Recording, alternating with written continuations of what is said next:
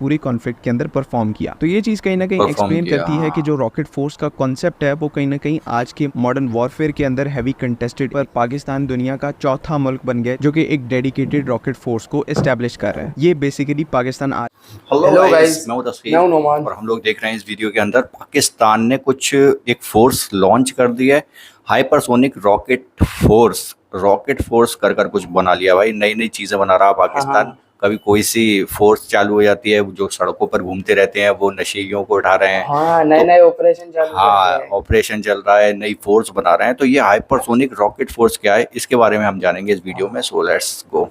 अस्सलाम वालेकुम, this is ODA foxtrot from defence outpost. तो अभी कल की वीडियो में ही हमने इस टॉपिक के ऊपर बात की है कि किस तरह से फतह 4 लैंड अटैक क्रूज मिसाइल का अनवील होना ये एक बहुत बड़ी इंडिकेशन है कि पाकिस्तान आर्मी एक डेडिकेटेड रॉकेट फोर्स को इस्टेब्लिश करने जा रही है। और लिटरली इसके कुछ ही घंटे बाद अब इस टाइम के ऊपर ऑफिशियल कंफर्मेशन आ चुकी है और प्राइम मिनिस्टर ऑफ पाकिस्तान ने इस चीज को खुद कंफर्म किया है कि पाकिस्तान की पहली dedicated army rocket force command को तश्कील दे दिया गया है, इसको इस्टेब्लिश कर दिया गया है। तो अब हालात यहाँ पर बहुत ज्यादा इंटरेस्टिंग हो जाते हैं। कुछ पॉइंट्स के ऊपर हमने कल बात की, बाकी पॉइंट्स के ऊपर आज हम लोग बात करेंगे। और साथ ही साथ कहीं ना कहीं पाकिस्तान के लिए हाइपरसोनिक वेपन सिस्टम्स की कंफर्मेशन भी यहाँ पर आ जाती है, तो इसके ऊपर भी डिटेल में बात करेंगे। वीडियो काफी ज्यादा इंपॉर्टेंट है, लेकिन उससे पहले अगर आप लोगों ने अभी तक चैनल को सब्सक्राइब नहीं किया हुआ तो please make sure to like this video and do subscribe to the channel. तो इस चीज में कोई डाउट नहीं है कि जो मॉडर्न कॉम्बैट है उसके अंदर एयर पावर या फिर फिजाई कुव्वत का एक बहुत बड़ा रोल है। इस चीज से यहाँ पर कोई इनकार नहीं कर सकता, लेकिन एट द सेम टाइम बड़ी फौज या फिर लैंड फोर्सेस के अंदर भी कुछ ऐसे कंपोनेंट्स हैं जो कि अपनी रेलेवेंस को इस टाइम के ऊपर साथ लेकर चल रहे हैं और मॉडर्न डे के हिसाब से अभी भी रेलेवेंट हैं। और ऐसे एक बहुत ही इंपॉर्टेंट कंपोनेंट को हम इस टाइम के ऊपर रॉकेट फोर्स के नाम से जानते हैं। इस पर्टिकुलर कॉन्सेप्ट की जो प्रैक्टिकल इंप्लीमेंटेशन है वो भी रिसेंटली दुनिया ने विटनेस की ईरान और इजराइल के केस में, जहां पर ईरान की डेडिकेटेड रॉकेट फोर्स ने मल्टीपल टाइम्स इजराइल के अंदर टारगेट्स को हिट किया। और ये तब किया जब इजराइल के पास दुनिया का one of the most sophisticated air defence network मौजूद था। और न सिर्फ उनका अपना एयर डिफेंस नेटवर्क मौजूद था, बल्कि यूएस, यूके और फ्रांस जैसी कंट्रीज भी इजराइल को सपोर्ट कर रही थी अपने एयर डिफेंस सिस्टम्स के थ्रू। इन तमाम चीजों के बावजूद ईरान की जो रॉकेट फोर्स है उसके रॉकेट्स ने इजराइल की टेरिटरी के ऊपर सक्सेसफुल इम्पैक्ट किया और अच्छा खासा नुकसान जो है वो इजराइल की स्टेट को पहुंचाया। मेन डिसएडवांटेज हम सबको पता है कि ईरान को एरियल डोमेन के अंदर, एरियल फ्रंट के ऊपर झेलना पड़ा, जहां पर उनकी एयर पावर या फिर एयर फोर्स थी वो बिल्कुल नॉन एग्जिस्टेंट थी, जिसकी वजह से उन्हें एक मेजर डिसएडवांटेज हैंडल करना पड़ा। लेकिन द पॉइंट इज कि उसकी जो रॉकेट फोर्स है उसने बहुत अच्छे तरीके से इस पूरी कॉन्फ्लिक्ट के अंदर परफॉर्म किया। तो ये चीज कहीं ना कहीं एक्सप्लेन करती है कि जो रॉकेट फोर्स का कॉन्सेप्ट है वो कहीं ना कहीं आज के मॉडर्न वॉरफेयर के अंदर, हैवी कंटेस्टेड एयर स्पेस के अंदर बहुत ज्यादा इफेक्टिव है। एंड यही वजह है कि इस टाइम के ऊपर पाकिस्तान दुनिया का चौथा मुल्क बन गया जो कि एक डेडिकेटेड रॉकेट फोर्स को एस्टेब्लिश कर रहा है। ये बेसिकली पाकिस्तान आर्मी के अंदर अब एक अलग से ब्रांच होगी जिसका नाम जो है वो आर्मी रॉकेट फोर्स कमांड होगा। यानी कि जिस तरह से हमारी मिलिट्री के अंदर एक ब्रांच है एसपीडी यानी कि स्ट्रेटेजिक प्लानिंग डिवीजन के नाम से, जो कि हमारे न्यूक्लियर वेपन्स को और हमारे जो बैलिस्टिक मिसाइल्स हैं उनको ओवरलुक करती है, इसी तरह से आर्मी रॉकेट फोर्स कमांड जो है वो अब हमारे जितने भी कन्वेंशनल मिसाइल सिस्टम्स हैं उनको एक अलग कमांड के अंदर ओवरलुक करेगी। तो क्योंकि दुनिया के अंदर सबसे पहले एक डेडिकेटेड रॉकेट फोर्स को एस्टेब्लिश करने वाली कंट्री चाइना थी और इनके इस फोर्स से रिलेटेड जो कॉन्सेप्ट है वो काफी ज्यादा स्ट्रॉन्ग है। तो पाकिस्तान की जो आर्मी रॉकेट फोर्स कमांड है इसको एस्टेब्लिश करने में इस टाइम के ऊपर चाइना का एक बहुत बड़ा हाथ है। और हमारी भी जो रॉकेट फोर्स की स्ट्रेटेजी है वो बेसिकली चाइना की जो रॉकेट फोर्स की स्ट्रेटेजी है उसके ऊपर ज्यादातर मुश्तमिल होगी। तो अब यहाँ पर चीजें आकर बहुत ज्यादा इंटरेस्टिंग हो जाती हैं, बिकॉज अगर आप चाइना की रॉकेट फोर्स को स्टडी करेंगे जिसे people liberation army rocket force कहा जाता है, तो वो बेसिकली कुछ मेन इंपॉर्टेंट कंपोनेंट्स के ऊपर मुश्तमिल है, जिसमें सबसे पहला जो कंपोनेंट्स है वो लॉन्ग रेंज के MLRS सिस्टम्स का है या फिर मल्टी लॉन्च रॉकेट सिस्टम्स, जैसे हमारे फतह सीरीज के MLRS मौजूद है। दूसरा कंपोनेंट वहां पर लैंड अटैक क्रूज मिसाइल्स का है, जहां पर चाइना की तरफ से CJ-10 कैटेगरी के क्रूज मिसाइल्स को यूज किया जाता है और पाकिस्तान की साइड से हमारी रिसेंटली जो फतह 4 है वो इस कैटेगरी के conventional land attack cruise missiles हैं। थर्ड इंपॉर्टेंट कंपोनेंट जो है वो मीडियम रेंज के बैलिस्टिक मिसाइल्स हैं, जिनको चाइना ने कन्वेंशनल मीन्स के तौर पर अपनी रॉकेट फोर्स के अंदर शामिल किया है। एंड फोर्थ जो मोस्ट इंपॉर्टेंट कंपोनेंट है वो हाइपरसोनिक मिसाइल्स हैं। तो इन शॉर्ट जितने भी DF-17 सीरीज के या फिर दूसरे हाइपरसोनिक मिसाइल्स हैं, हाइपरसोनिक ग्लाइड व्हीकल्स हैं, ये basically people liberation army rocket force, China की जो मेन रॉकेट फोर्स है, उसके अंडर आते हैं। एंड जिस तरह से मॉडर्न कॉम्बैट इवॉल्व हो रही है, हाइपरसोनिक मिसाइल्स तो वैसे ही बहुत ज़्यादा इंपॉर्टेंट बनते जा रहे हैं। तो पाकिस्तान आर्मी की तरफ से क्योंकि रॉकेट फोर्स का जो कॉन्सेप्ट है वो मेनली चाइना से अडॉप्ट किया गया है, तो तकरीबन यहाँ पर कंफर्म बात है कि बाकी कंपोनेंट्स के साथ साथ पाकिस्तान आर्मी जो है वो हाइपरसोनिक मिसाइल्स को भी अपनी रॉकेट फोर्स के अंदर शामिल करेगी। अब देखने वाली बात यहाँ पर ये होगी कि क्या कोई इंडिजिनस हाइपरसोनिक सिस्टम डेवलप करके हमारी रॉकेट फोर्स के अंदर इंडक्ट किया जाता है, या फिर चाइना का ही कोई हाइपरसोनिक HGV सिस्टम जो है वो TOT के तहत अक्वायर करके उसे रॉकेट फोर्स के अंदर शिफ्ट किया जा सकता है। तो ये आने वाला टाइम बताएगा, लेकिन जो चीज कंफर्म है वो ये है कि Pakistan army rocket force command के इकोसिस्टम के अंदर हाइपरसोनिक मिसाइल्स को भी ऐड किया जाएगा। एंड इसी के साथ साथ जो हमारे मीडियम रेंज के बैलिस्टिक मिसाइल्स है, जिसमें शाहीन 1 और शाहीन 2 हैं, इस चीज के भी अच्छे चांसेस है कि पाकिस्तान आर्मी अब इनको कन्वेंशनल रोल में एम्प्लॉय करे, जिस तरह से इस टाइम के ऊपर चाइना और ईरान कर रहे हैं। एंड जैसे मैंने कल भी एक्सप्लेन किया था कि रॉकेट फोर्स का एक कॉन्सेप्ट ये भी है कि जो भी कंपोनेंट्स इस रॉकेट फोर्स के अंडर आएंगे उनको मास प्रोड्यूस करके हंड्रेड्स के नंबर में सर्विस के अंदर इंडक्ट किया जाएगा। स्पेशली जो subsonic land attack cruise missiles हैं और ये जो मीडियम कैटेगरी की बैलिस्टिक मिसाइल्स हैं, इनको बड़ी तादाद में प्रोड्यूस करके रॉकेट फोर्स के अंदर इंडक्ट किया जाएगा। तो इन शॉर्ट पाकिस्तान के पास पहले ही एरियल डोमेन के अंदर अनमैच्ड कैपेबिलिटी एग्जिस्ट करती है। हमारी जो एयर फोर्स है वो लिटरली इस रीजन के अंदर उसकी जो कैपेबिलिटीज है वो बिल्कुल ही अनमैच्ड है। एंड इसी को कॉम्प्लीमेंट करते हुए अगर पाकिस्तान एक केपेबल रॉकेट फोर्स को भी एस्टेब्लिश कर लेता है, तो आप अंदाजा नहीं लगा सकते कि किस टाइप का एडवांटेज जो है पाकिस्तान पोजेस करेगा बैटलफील्ड के ऊपर। एंड मई के स्टैंड ऑफ में तो सिर्फ पाकिस्तान की साइड से मल्टी लॉन्च रॉकेट सिस्टम्स को यूज किया गया था। जस्ट थिंक अबाउट इट कि अगली बार पाकिस्तान अपनी रॉकेट फोर्स को अगर पूरे तरीके से यूटिलाइज करता है तो यहाँ पर इंडियन साइड को किस हिसाब का डैमेज देखने को मिलेगा। उम्मीद है कि यहाँ पर तमाम चीजें क्लियर हैं। जाने से पहले सब हमवतनों को 14 अगस्त की ढेरों मुबारकबाद। अल्लाह ताला आपको और इस मुल्क को अपने हिफ्ज़ व अमान में रखे। हुब्बुल वतन मिनल ईमान। अल्लाह हाफिज। पाकिस्तान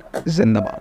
तो ये एक और खतरनाक फोर्स बना दी है पाकिस्तान ने, और इसके अंदर काफी सारी इंफॉर्मेशन थी कि भाई कैसे कैसे, और हमें इस फोर्स के बारे में पता भी नहीं था, है ना, डीपली कुछ पता नहीं था। ये पता था कि बहुत सारी मिसाइल्स ईरान ने फेंकी थी इजराइल पर जब अभी वॉर हुआ था, और वो सक्सेसफुल भी रहा था। उसमें बहुत सारा नुकसान किया था। बिल्डिंग्स वहाँ पर ऐसी नजर आ रही थी जैसे कि गाजा में हाल हुआ था। तो उसके बाद अब पता चल रहा है हमें कि वो उनकी एक डेडिकेटेड एक वो बना रखी है उन्होंने रॉकेट फोर्स करके। तो सारी मिसाइल सिस्टम है वो उसके लिए एक फोर्स बनाकर पाकिस्तान भी यही चाह रहा है कि उसको दे दिया जाएगा कमांड कि भाई तुम संभालो सीधे।